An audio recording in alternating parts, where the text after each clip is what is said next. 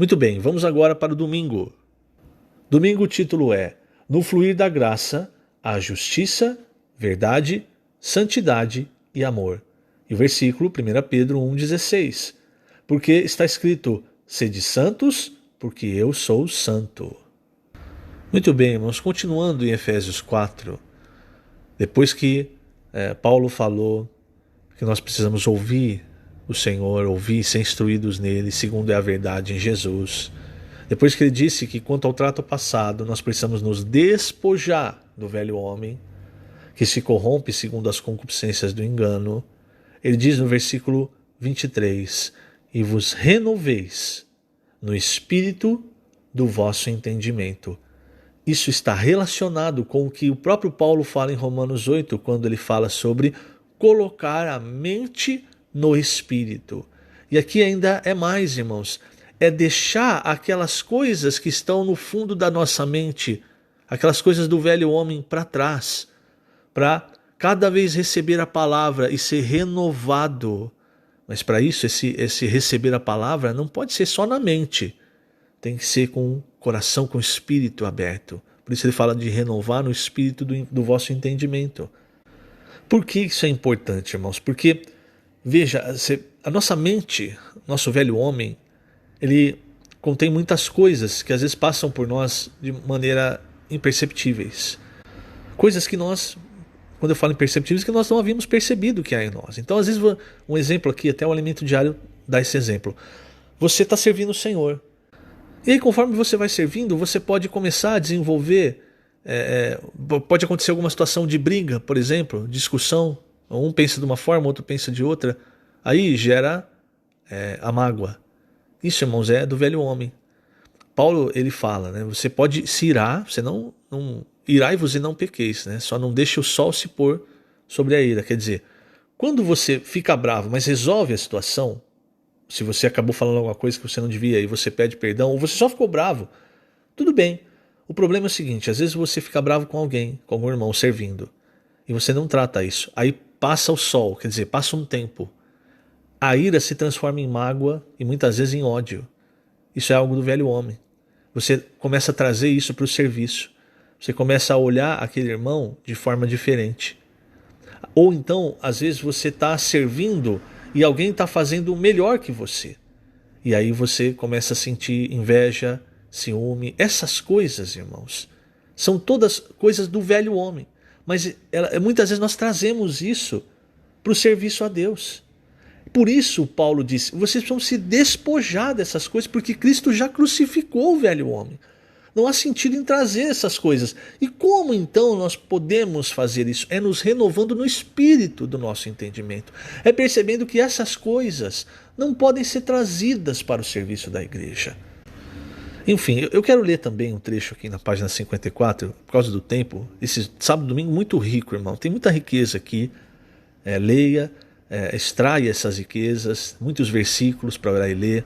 Veja, na página 54, segundo parágrafo. Cristo deseja habitar em nosso coração. O coração é composto da consciência mais as três partes da alma, mente, vontade e emoção. A mente é a parte líder da alma. Para onde ela se inclinar, é o sentido que tomará.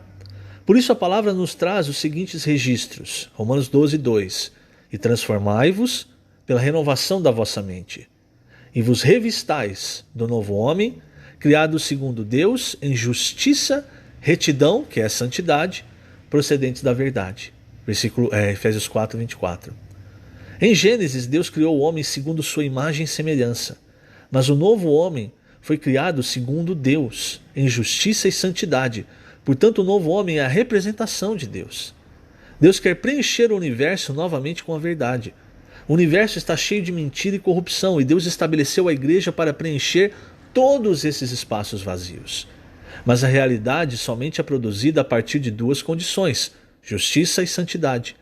Justiça é estar correto diante de Deus e dos homens. Quem está em dívida com a justiça não tem paz e, consequentemente, não está apto a produzir a verdade. Assim também é com relação às coisas de Deus. Eu vou continuar lendo, vai falar da santidade agora. Deus é santo. Quem estiver em dívida com a santidade não terá paz. Quem ainda estiver vivendo uma vida de impureza nunca produzirá a verdade. Onde há ausência de santidade, há apenas impureza, imundície e corrupção. Precisamos hoje viver uma vida justa e santa diante do Senhor para poder produzir a verdade. A verdade não é produzida por ensinamentos nem por esforço natural, e sim pelo fluir da graça. Cristo encherá todas as coisas e produzirá um novo homem pelo rio da graça. Quando praticamos a palavra profética e mergulhamos no fluir desse rio, ele nos santifica e nos preenche com a própria verdade e justiça, mudando nossa vida. Então, esses dois itens de Efésios 4, né? Vamos voltar ali para Efésios 4. O versículo 23 diz: vos renoveis no espírito do vosso entendimento. Então nós entendemos isso é colocar a mente no espírito. E vos revistais do novo homem, criado segundo Deus, em justiça e retidão, santidade, procedentes da verdade. Essas duas coisas, irmãos, são muito importantes. Por quê? Quando você fala em justiça, isso é cumprir a palavra de Deus. Não importa se o que eu vou fazer é algo bom, ele precisa estar dentro da justiça. É por isso que o Senhor Jesus, quando foi batizado, apesar dele estar em semelhança de carne do pecado, quando ele foi batizado, ele disse para João Batista: nós precisamos cumprir toda a justiça. Quer dizer, toda a carne precisa morrer, precisa ser batizada. Então tudo na Bíblia, irmãos, precisa ser cumprido, precisa ter a justiça cumprida. E isso procede de nós recebermos então essa palavra, a palavra de Deus, esse fluir do rio da graça. Isso vai produzir justiça na nossa vida. Nós vamos viver segundo a justiça de Deus, segundo a palavra de Deus.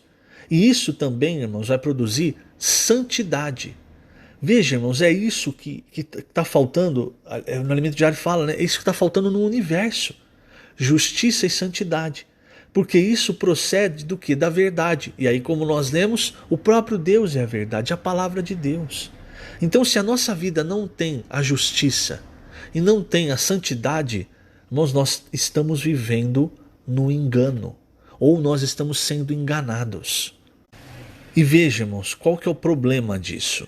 Entenda o seguinte: hoje nós estamos recebendo graça e nós estamos recebendo misericórdia. E aí muitas vezes você pode ter o sentimento de que Deus não está tratando as injustiças, porque você cometeu uma injustiça e não caiu um raio na sua cabeça. Você continuou.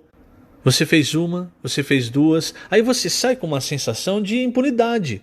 Muitas pessoas falam só do amor de Deus, como se Deus ele apenas perdoasse todas as coisas, sem você se arrepender, sem você pedir perdão.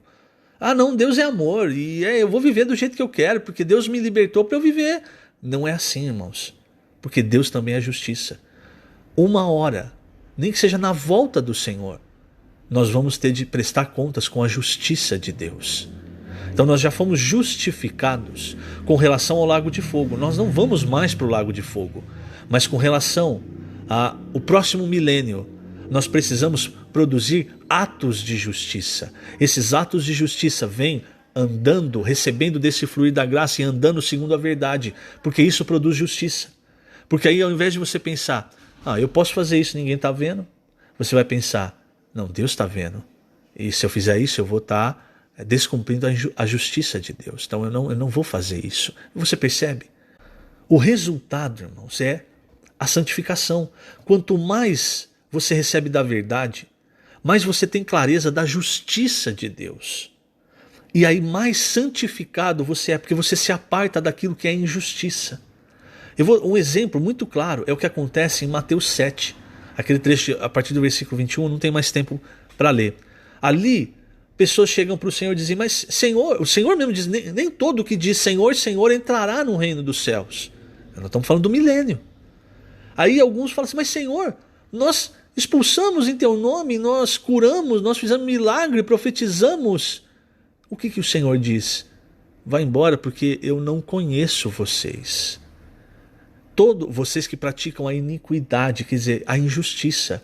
Por que praticou a injustiça? Porque fez todas essas coisas usando o nome de Jesus, que por si só tem poder, mas fora da vontade de Deus, fora da justiça de Deus. E aí, irmãos, eles foram se enganando, até que chegou um dia que eles precisaram prestar contas com o Senhor. Nesse dia, a justiça veio. Então, hoje, irmãos, nós precisamos receber a palavra e andar segundo a justiça. Isso vai produzir santificação em nós, que vai nos apartar de toda injustiça e vai nos aproximar cada vez mais de Deus. Quanto mais, irmãos, nós nos aproximamos de Deus, mais nós temos a verdade, a justiça, mais nós temos a santidade. É o que o Senhor diz: sede santos, porque eu sou santo. Quer dizer, disse para Abraão também: anda na minha presença e ser perfeito. Tudo está, irmãos, em ir até o Senhor e receber do Senhor. Agora, se nós vivemos uma vida de injustiça, apartados da verdade, não ache que isso, irmão, vai ficar descoberto. O Senhor vai trazer à tona todas as coisas. Tudo aquilo, irmãos, que nós não nos arrependemos e tratamos diante do Senhor, o Senhor vai trazer à tona no seu tribunal, no tribunal de Cristo. Então não é algo que nós devemos levar de qualquer maneira, irmãos. Pelo contrário, o Senhor hoje tem um trono de graça, de misericórdia, que nós podemos nos achegar para receber misericórdia, graça. Mas não ache que você pode andar sem cumprir a justiça e nada vai acontecer. Pelo contrário. Então vamos receber essa palavra, irmãos. Meu tempo acabou. Vamos receber essa palavra. Palavra de Deus. Vamos ouvir, vamos ler com o coração aberto, um espírito forte, um espírito renovado, para que ela produza em nós todas essas coisas. Assim nós vamos andar na verdade. Que o Senhor te abençoe grandemente nesse dia. Jesus é o Senhor.